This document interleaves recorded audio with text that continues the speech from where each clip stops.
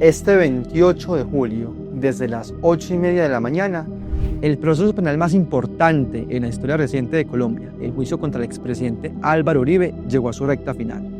La jueza Sandra Liliana Heredia se encuentra revisando un expediente con una larga historia de más de 15 años, en el que dará su sentido de fallo el 28 de julio. El expresidente, junto a su defensa, están convocados para escuchar si es inocente o es culpable en primera instancia. La decisión en todo caso será apelada y escalará ante el Tribunal Superior de Bogotá, que tiene hasta el mes de octubre para decidir en segunda instancia, porque de lo contrario el proceso va a prescribir.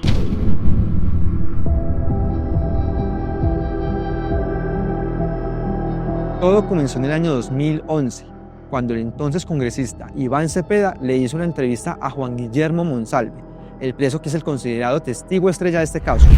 En ese diálogo, Monsalve habló de la supuesta participación en la creación del bloque metro de las autodefensas en Antioquia de los hermanos Santiago Uribe y Álvaro Uribe. Con esa información en la mano, Cepeda se fue al Congreso y expuso estos hechos de paramilitarismo. Hay otras versiones paramilitares sobre eventuales nexos de Uribe, gobernador, con los paramilitares o de sus familiares. Está la de Raúl Hasbún, presentada también en el contexto de Justicia y Paz, en el que dice Hasbún, Pedro Bonito, alias Pedro Bonito, era imposible que Álvaro Uribe en su época de gobernador desconociera los nexos de importantes sectores políticos y económicos en Antioquia con el paramilitarismo. Una vez Cepeda terminó su intervención, el entonces senador rechazó tales acusaciones que obligaban al paramilitarismo y se paró para proceder a denunciarlo ante la Corte Suprema de Justicia. Para anunciar que me retiro transitoriamente para dirigirme a la Corte Suprema de Justicia, a radicar pruebas probatorias de la mayor importancia en relación con este nuevo evento difamatorio, promovido por el grupo terrorista La FARC, sus aliados de siempre, los paramilitares, sus nuevos secuaces, sus antiguas víctimas. Transcurrió todo ese tiempo hasta que en febrero de 2018 la Corte Suprema decidió inhibirse de investigar a Iván Cepeda y en cambio abrir una indagación en contra de Álvaro Uribe porque al parecer, según la Fiscalía, estaría torciendo testigos junto a Diego Cadena para deslegitimar lo que había dicho Cepeda. A la par de esas decisiones judiciales en el alto tribunal, en 2018, el 22 de febrero, Diego Cadena entró a la cárcel de La Picota a hablar precisamente con Juan Guillermo Monsalve.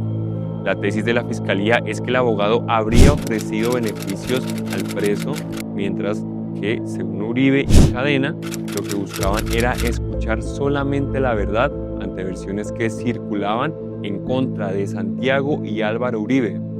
Hay una pieza clave en esa cárcel, y es que Monsalve grabó con un reloj la conversación con Cadena, en la que estuvo presente Enrique Pardo, un compañero de celda de Monsalve. Según la defensa del expresidente, esa grabación del reloj espía fue alterada en una parte, algo contrario que han considerado las autoridades.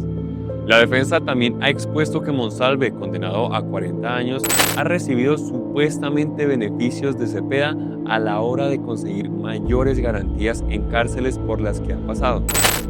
De hecho, en La Picota está en una casa fiscal, apartado del resto de los internos. En este toma y dame de la defensa y de la Fiscalía hay dos fechas importantes que también pasaron en 2018.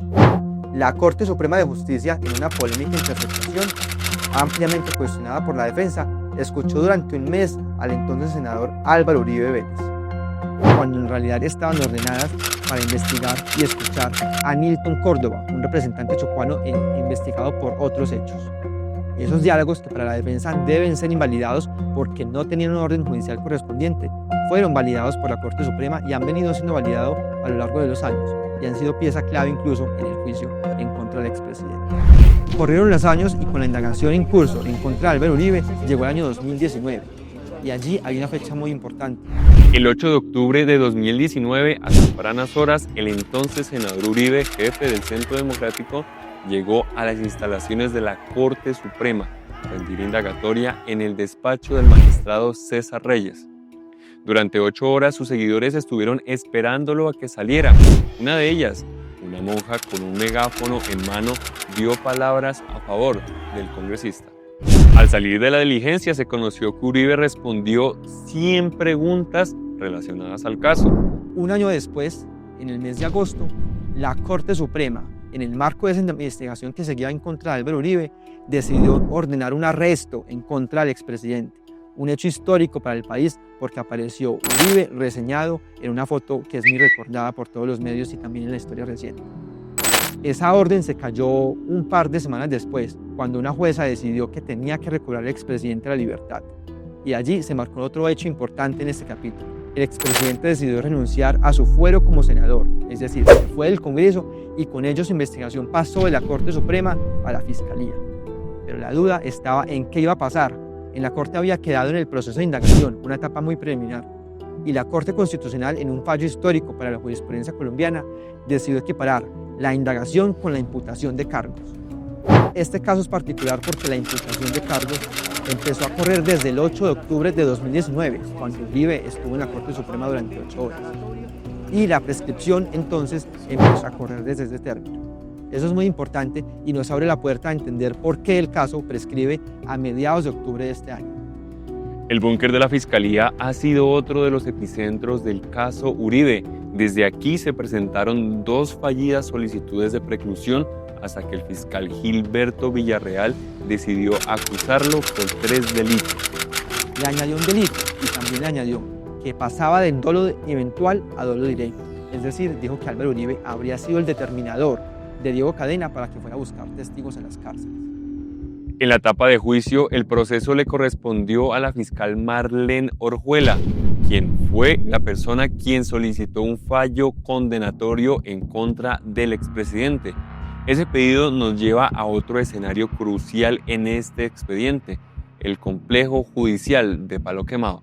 La juez 44 de conocimiento de Bogotá, quien le imprimió celeridad e incluso le solicitó a la judicatura que le quitara otros procesos, la apartara de otros casos, de otras audiencias, para imprimirle una mayor rapidez a este caso. La respuesta de la jueza es que quiere resolver pronto la situación jurídica del expresidente, antes de que prescriba el caso en octubre. Durante 67 días en audiencias mixtas, es decir, algunos días en Palo Quemado, otras veces virtuales. Al inicio del juicio, el expresidente advirtió: vamos a refutar y a probar que estas acusaciones son infames. Como se lo dije esta madrugada, estoy dispuesto en las actuaciones que usted indique, que deben ser, que las debo atender presencialmente en el despacho, a ir excepcionalmente. Con la ayuda de Dios estaré el lunes en la audiencia en el despacho para que usted me permita, en el momento que lo tenga bien, después del doctor Granados, presentar mi teoría de la defensa frente a este infame caso que me acusó un fiscal que nunca se declaró impedido. El senador Iván Cepeda, como primer testigo, manifestó: en el año 96, dice el señor Monsalve, comenzó en la hacienda la conformación de un grupo armado que terminaría siendo, según él, el llamado Bloque Medio. Lo que dijera Juan Guillermo Monsalve, el considerado testigo estrella de este caso, sería fundamental. Durante la audiencia, lo que más trascendió es que conoció solamente en 2 ocasiones al expresidente Álvaro Uribe. En ninguna de ellas escuchó que hubiera sido determinador de Diego Cadena para ofrecerle sobornos. No, señora. Pues así como a Santiago, no, señora. Entonces, ¿cómo lo conoció a él? En 2 cosas de campaña, pero no así que yo diga que estuve en la finca, no. Solo que se comunicaba con Luis Alberto, por la vez esa que igual tenía comunicación con él. Habló usted 2 situaciones en campaña. ¿A qué se refiere a esas 2 situaciones? Explíquelas a la audiencia. No, una que bajó a San José para lo de la campaña y la otra me parece que fue en la inauguración de la cooperativa. Me parece que llama León 3. El ex paramilitar Carlos Enrique Vélez, alias Víctor, señaló lo siguiente: La pregunta que iba en desarrollo era ¿qué era lo que estaba hablando Pablo Hernán Sierra en ese momento? era del señor procesado Álvaro Uribe Vélez, de la conformación de grupos paramilitares, o sea, lo que siempre él ha hablado del bloque Metro, y de otras cosas ahí de lo que pasó pues en la pintada, una subasta que estuvo el señor Uribe también.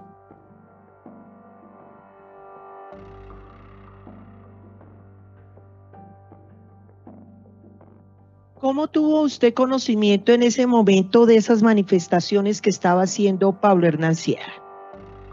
Diego Cadena me las comentó ahí.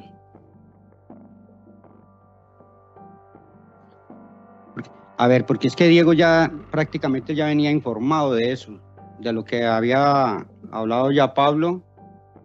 Sí me hago entender. Entonces, ahí donde él hace la carta, unilateral, como lo dije anteriormente, y yo ratifico mi firma y la huella. Gracias.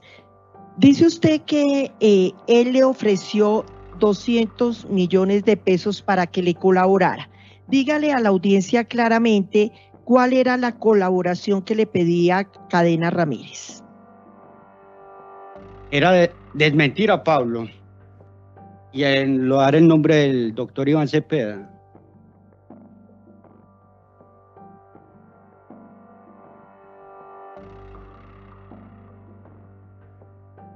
¿Y cómo iba usted a colaborarle?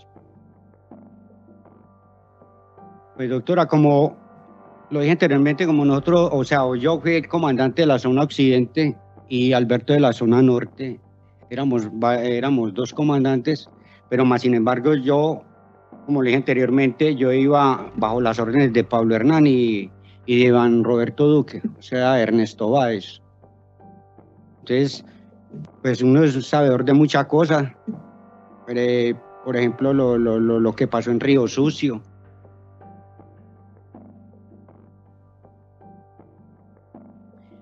Ante esa manifestación que le hizo el abogado Cadena Ramírez, ¿qué contestó usted?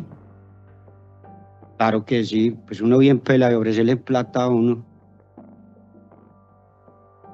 Y hay un punto muy importante en esta historia, y es que Carlos Enrique Vélez y Eurídice Cortés sí recibieron plata de Diego Cadena, y se parten dos de las versiones. Para la Fiscalía es claro que haría parte del soborno que pretendía junto al expresidente Álvaro Uribe, pero para Diego Cadena es una plata que dio como unos viáticos y unas ayudas humanitarias, porque incluso el hijo de Carlos Enrique Vélez estaba pasando por una situación compleja de salud. En todo esto, la defensa del expresidente ha dicho que él nunca se enteró de esos aportes que estaba dando a Diego Cadena a esos testigos, y que de hecho cuando le contaron, le reclamó a Cadena porque lo había hecho. La fiscal Marlene Orjuela, en sus alegatos de conclusión, dijo: Por la defensa, para desacreditar a Juan Guillermo Monsalve Pineda y al senador Iván Cepeda, permitirán a usted emitir ese sentido de fallo condenatorio a Uribe Vélez como determinador del delito de soborno en la actuación penal, ya que se probó que el abogado Diego Javier Cadena Ramírez actuó en su nombre y representación para que Monsalve Pineda se retractara de las acusaciones que hizo desde el año 2011 y que mantuvo y mantiene hasta la fecha, para lo cual, entre otros, le ofrecieron en forma gratuita el trámite de una acción de revisión de los procesos que en su contra existían con sentencia debidamente ejecutoriada, mejores condiciones en su reclusión y si públicamente pedía seguridad para él y su familia, se apoyaría su pedimento. Este evento igualmente es el insumo central también para derivar esos punibles de fraude procesal. Mientras tanto, la Procuraduría, en cabeza del delegado Vladimir Cuadros, solicitó absolver al expresidente. Su señoría, la postura que ha dejado de manifiesta este delegado del Ministerio Público ha sido consistente con las consideraciones que sobre este mismo caso han expresado los procuradores que me antecedieron en el cargo y que son el resultado de una valoración conjunta y objetiva de los medios de prueba contrastados con las reglas de valoración propias de un derecho penal constitucional. Quiero cerrar mi alegato con una frase del exmagistrado del Tribunal Constitucional, Gustavo Zagrebelsky, quien dice: el principio indubio pro reo no es solo una regla de interpretación, es una manifestación del derecho fundamental a la presunción de inocencia. Muchas gracias, señora juez. Y el expresidente Álvaro Uribe, en su segunda ida a Palo Quemado, en los alegatos de conclusión, señaló lo siguiente: lo que yo tengo en mi corazón, en mi convicción, y se sustenta con todo el acervo probatorio de este proceso, es que no hay nada que pueda comprometer, de lo cual se pueda alegar, para decir que en algún momento Diego Cadena pidió mentir o callar. No hay nada que permita decir que Álvaro Uribe pidió o mandó a decir que mintieran o callaran. ¿O fui yo el de esas relaciones con las estructuras criminales? ¿No fui yo el que fue a la cárcel de Itagüí, a la cárcel de Cómbita, a Washington o a una cárcel en los Estados Unidos a buscar unos testimonios de estas personas? Yo no he tenido esas experiencias. A la par, en otro despacho, Diego Cadena era investigado por los mismos hechos junto a su abogado Juan José Salazar, socio durante varios años. Este 28 de julio, tanto el país político como judicial, simpatizantes de un lado y otro, estarán a la expectativa de lo que diga la jueza Sandra Liliana Heredia, quien en esa fecha dará a conocer su sentido de fallo, es decir, decantará si Álvaro Uribe es condenado o es inocente en primera instancia. Este punto es muy importante, porque no quiere decir ni que Álvaro Uribe irá a la cárcel, ni que tampoco será el fallo definitivo. Para eso hay una segunda instancia que seguramente es el Tribunal Superior de Bogotá. Allí podrán evaluar nuevamente el proceso y los magistrados, en una sala compuesta por 3 personas, tendrán que decir si es condenado o es absuelto el expresidente. Todo lo que usted quiere saber de Colombia y el mundo puede verlo a través del canal de YouTube del Tiempo. Suscríbase.